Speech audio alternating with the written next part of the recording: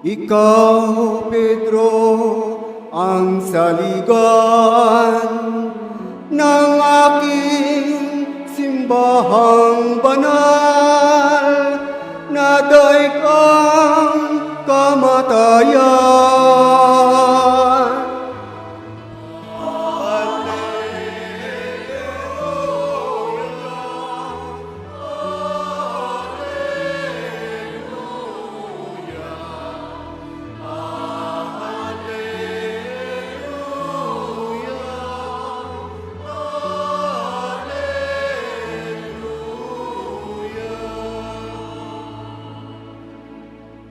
Sumainyo ang Panginoon. At sumayo rin. Ang mabuting balita ng Panginoon ayon kay San Mateo. Papuri sa iyo, Panginoon. Nung panahong iyon, dumating si Jesus sa lupain ng Cesarea ng Pilipos. Tinanong niya ang kaniyang mga alagad, sino raw ang anak ng tao ayon sa mga tao. At sumagot sila, ang sabi po ng ilan ay si Juan Bautista kayo. Sabi naman ng iba, si Elias kayo. At may nagsasabi pang si Jeremias kayo o isa sa mga propeta. Kayo naman, ano ang sabi ninyo? Sino ako? Tanong niya sa kanila. Sumagot si Pedro, kayo po ang Kristo, ang anak ng Diyos na buhay. Sinabi sa kanya ni Jesus, mapalad ka Simon na anak ni Jonas, sapagkat ang katotohanan ito'y hindi inihayag sa iyo ng sino mang tao kundi ang aking Ama na nasa langit. At sinasabi ko naman sa iyo, ikaw Pedro, at sa ibabaw ng batong ito ay itatayo ko ang aking simbahan. At hindi makapapanaig sa kaniya kahit ang kapangyarihan ng kamatayan. Ibibigay ko sa iyo mga susi ng kaharian ng langit, ang ipagbawal mo sa lupa ay ipagbawal sa langit, at ang ipahintulot mo sa lupa ay ipahintulot sa langit.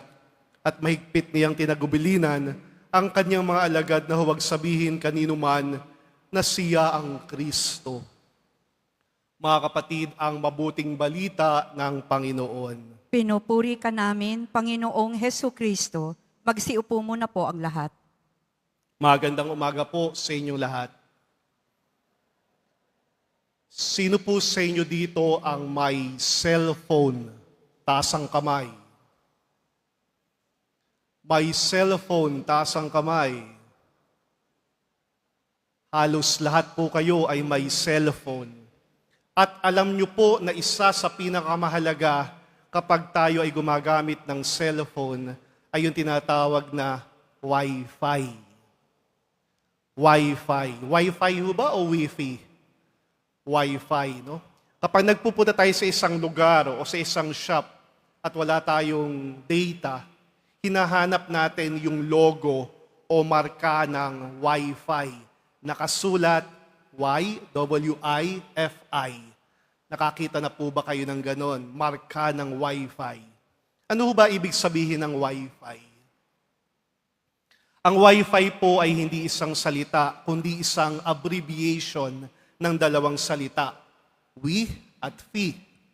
We galing sa wireless at fi, fidelity.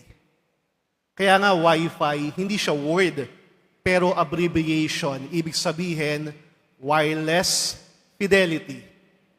And Wi-Fi, wireless fidelity, allows us to connect to the internet without using a cable.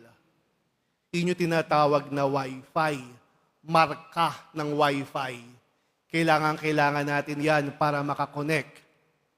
Bukod sa marka ng Wi-Fi, sa ating pang-araw-araw na buhay, gumagamit tayo o humahanap ng iba't ibang marka. Kapag tatawid tayo ng kalsada, marka ng pedestrian line. Kapag papasok tayo sa isang building, entry or exit. Kapag magwi-withdraw tayo, marka ng ATM. Kaya nga, maraming marka na tayo ay ginagamit at nakakatulong sa atin, katulad ng Wi-Fi. Pero may isang marka na napakahalaga na dapat po nating tandaan. Ang marka papuntang langit. Sa ating ebanghelyo, sinabi ni Jesus, Pedro, sa ibabaw ng batong ito ay itatayo ko ang aking simbahan. Sa ibabaw ng batong ito, itatayo ko ang aking simbahan. Napakaraming simbahan ngayon sa buong mundo. Kaya nga ang tanong natin, ano ang marka ng isang tunay na simbahan? Ano ang marka ng simbahan na itinatag ni Jesus? Mayroon pong 4 tayo na dapat tandaan. Marka ng simbahan na itinatag ni Jesus. Ang 4 na marka ay 1, banal, katolika, at apostolika. Pwede ho bang pakiulit nyo? 1, banal, katolika, apostolika. Ulitin nyo nga po, 1, banal, katolika, apostolika. Ito ang 4 na marka ng simbahan na itinatag ni Jesus. Una, 1. Ang simbahan ay 1. May isang pananampalataya at pagkakaisa kay Kristo. Ang simbahan ay may isang turo, isang Biblia, isang doktrina, isang mga sakramento, at mga tulad ng misa, pagbasa.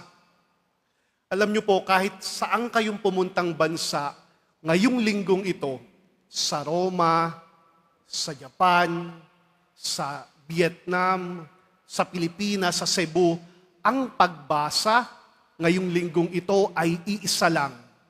Pare-pareho. Iisa ang simbahan. May isang pananampalataya at pagkakaisa kay Kristo.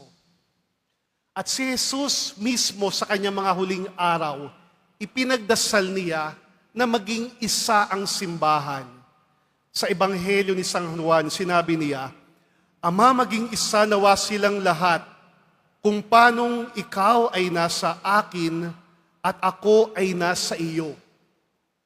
Ang ating simbahan, patuloy na ipinagdarasal ni Jesus na tayo ay maging isa. Pangalawa, banal. Ang simbahan ay banal, hindi dahil banal ang Santo Papa, ang Obispo, ang Pari, ang mga mananampalataya. Banal ang simbahan dahil ang nagtatag ay banal. At ang nagtatag ay si Kristo. Ang nagpapabanal sa simbahan ay sa biyaya ng Espiritu Santo na ating natatanggap sa mga sakramento ng simbahan.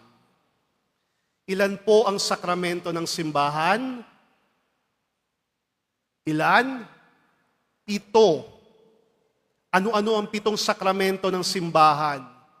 Binyag, kumpil, kumpisal, banal na komunyon, banal na orden, pagpapakasal, at pagpapahid ng langis.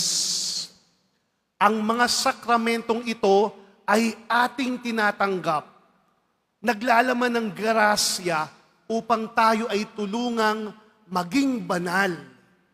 Sa pagsisikap natin sa mga pagsubok ng buhay, sa ating pagtanggap ng mga sakramento, tinutulungan tayong maging banal ng Espiritu Santo. Kaya nga ang simbahan ay banal, hindi dahil tayo ay banal, ngunit dahil sa ang nagtatag ay si Kristo at ang Espiritu Santo ang nagpapabanal sa atin. Kasama na rin ang kabutihang loob ng bawat isa, ang kawang gawa, ang nagpapabanal sa ating simbahan. Pangatlo, katolika. Ano po ibig sabihin ng katoliko o katolika? Ibig sabihin po nito, universal, pangkalahatan. Ang simbahan niyayakap ang lahat. Tinatanggap ang bawat isa, lahat ng lahi, lahat ng kulay, lahat ng kultura, at bawat edad. Tinatanggap sa sakramento ng binyag. At sabi pa ni Jesus, ang simbahan mula sa mga apostol ay lumago. Halos 2,000 taon na. Ngunit ang simbahan ay nakatayo pa rin. Ang simbahan nalagpasan ng pag-uusig ng mga Romano noong 3 siglo. Sa tulong ng Espiritu Santo, nalagpasan ng simbahan ang mga heresiya ng simbahan. Nalagpasan ang mga hidwaan, ang protestanteng reformasyon. Sa tulong ng Espiritu Santo, nakaligtas ang simbahan sa mga iskandalo na paglalabanan, ang mga moral na iskandalo sa kasalukuyan. Ito ang ating simbahan, pangkalahatan, at lumalago habang dumarating ang panahon. Pang-apat na marka, apostolika. Apostolika. Sa ating ebanghelyo, itinatag ni Jesus ang simbahan kay Pedro, ang unang Santo Papa ng simbahan. Ibinigay sa kanya ang responsibilidad upang maging pastol at gabay ng simbahan. At ang responsibilidad na ito ni Pedro ay hindi natatapos sa kanyang pagkamatay. Nagpapatuloy ito sa tinatawag na unbroken line of succession ng mga Santo Papa. Ngayon po ang ating Santo Papa ay ika-267, 267 na Santo Papa. Sino po ang ating Santo Papa? Si Pope Leo the 14th. At ang Santo Papa, mga obispo, ay binigyan ng otoridad sa simbahan, hindi upang paglingkuran, kundi upang maglingkod, magbigay ng gabay sa mga mananampalataya. Mga kapatid, ito ang ating 4 na marka ng simbahan na itinatag ni Kristo, ang tunay na simbahan. Isa, banal, katolika, apostolika. Kapag dinarasal natin yung Nicene Creed, ito yung ating binabanggit, sumasampalataya ko sa isa, banal, katolika, at apostolika. Ngayon, tayo bilang mga Kristiyano, madalas naramdaman pa rin natin kapag dumarating ang pagsubok, bakit parang ang hirap kong manalangin, makakonect sa Diyos? Minsan ang pakiramdam natin, bakit ang hina ng wifi sa langit? May signal ba? May connection ba ako patungong langit? Malakas ba ang wifi upang makakonect ako sa Diyos? Minsan, itong hindi natin maiwasang maramdaman. Pero tandaan po natin, ang signal, ang wifi ng ating Panginoong Diyos ay laging malakas. Laging may signal. Kahit saan, 24 hours, may signal, may wifi ang Diyos. At ibinigay sa atin ito sa pamamagitan ng mga marka ng simbahan, sa mga kasulatan, sa mga sakramento, sa mga tagapaglingkod ng simbahan, tagagabay ng simbahan, sa mga sakramentong ating tinatanggap, at higit sa lahat, sa pamamagitan ni Hesukristo na ibinigay ang buhay sa atin. Huwag po tayong panghihinaan ng loob. Huwag po tayong mawawala ng pag-asa. Hindi tayo pababayaan ng Diyos. Sa ngalan ng Ama, ng Anak, at ng Espiritu Santo. Amen.